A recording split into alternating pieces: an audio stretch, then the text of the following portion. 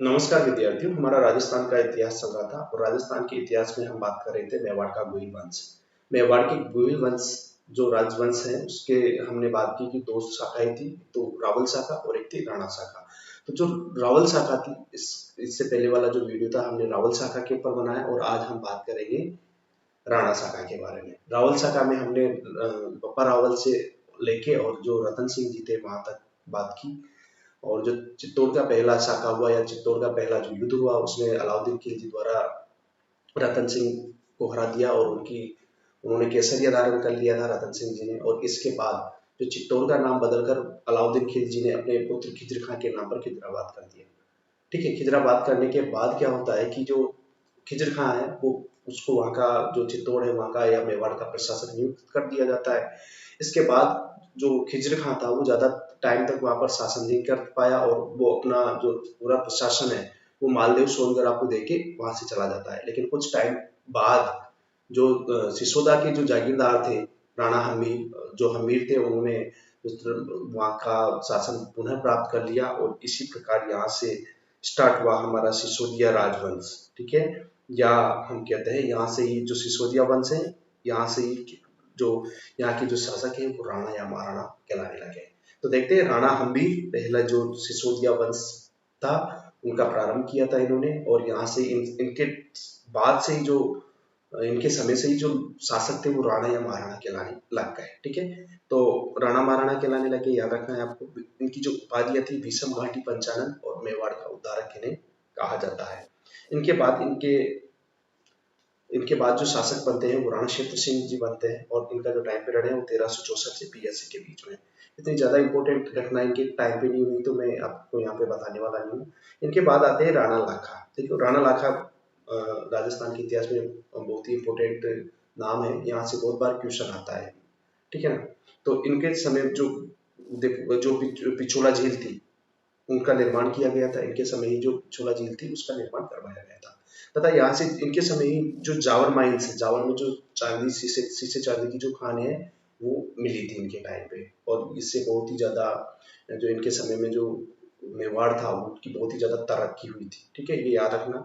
और जो हंसाबाई का जो इंसिडेंट है वो भी इनके समय का ही है। हंसाबाई मेवाड़ की मारवाड़ की जो रणमल थे उनकी बहन थी और रणमल इनकी शादी का प्रस्ताव लेके इनके जो इनकी रणमल हंसाबाई की शादी का प्रस्ताव लेके आए राणा लाखा के पास। और किसके लिए? इसके पुत्र चूड़ा के लिए। लेकिन राणा लाखा ने समझ लिया कि ये प्रस्ताव मेरे लिए ही आया है, तो थोड़ा मिसअंडरस्टैंडिंग हो गई थी। बाद में क्या हुआ कि इनकी शादी उनके साथ करवा दी गई हंसाबाई के साथ, ये कह के कि हंसाबाई और जो राणा लाखा से जो पुत्र उत्पन्न होगा वही मेवाड़ का क्या बनेगा? शासक बनेगा। तो इनका जो पहले का जो पुत्र था राव चूड़ा, उन्होंने प्रतिज्ञा ली कि जब मैं आजीवन कुंवारा रहूंगा, इसलिए इन्हें राजस्थान का भीष्म या मेवाड़ का भीष्म भी कहा जाता है। ये आप याद रखना थोड़ा। राजकुमार चूड़ा को राजस्थान का भीष्म पिता भी कहा जाता है। क्यों कहा जाता है? क्योंकि इन्होंने ये प्रतिज्ञा ली थी। तो जो राणा मोकल इनके बाद शासक बनते हैं और ये हंसाबाई और जो राणा लाखा थे उनके पुत्र थे। ठीक है, इन्होंने त्रिभुवन नारायण का जो मंदिर था उसका पुनर्निर्माण करवाया था, जिसे हम मोकल का मंदिर या समिदेश्वर मंदिर कहते हैं। ठीक है, इसके बाद जो राजस्थान के इतिहास में एक सबसे बड़ा नाम आता है महाराणा कुंभा का। बहुत ही बड़ा नाम है, हमेशा यहाँ से क्वेश्चंस पुट अप होते हैं या आते हैं। इनका टाइम पीरियड की बात करें हम तो 1433 से 68 के बीच का जो टाइम पीरियड है वो महाराणा कुंभा का टाइम पीरियड है। ठीक है, माता पिता की बात करूं तो माता पिता इनके मोकल और जो सौभाग्य देवी थे इनकी माता पिता थे। अगर इनकी उपाधियों की बात करें तो बहुत सारी इनको उपाधियां प्राप्त थी। ये संगीत में बहुत ही ज्यादा रुचि रखते थे, लिखने के भी शौकीन थे। इन्हें हिंदू सुल्तान, दान गुरु, छाप गुरु, राणे रासो, हाल गुरु, अभिनव भट्टाचार्य आदि उपाधियों से सुशोभित किया गया। आदि उपाधियों से इन्हें जाना गया। ठीक है, अगर बात करूं इन जो सबसे मेन इंपॉर्टेंट जो सारंगपुर का युद्ध 1437 में हुआ था, वो इतिहास में बहुत सी बार क्वेश्चन आता है कि सारंगपुर का युद्ध कब हुआ था, किसके बीच हुआ था।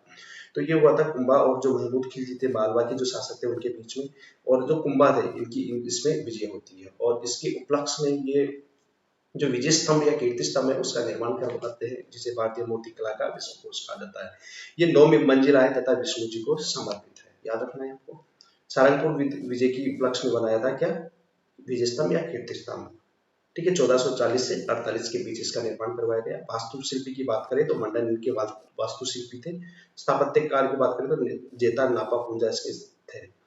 और जो इस प्रशस्तिकार थे वो अत्रि व महेश थे। चंपारण की संधि भी आपको याद रखनी है, 1456 में हुई थी।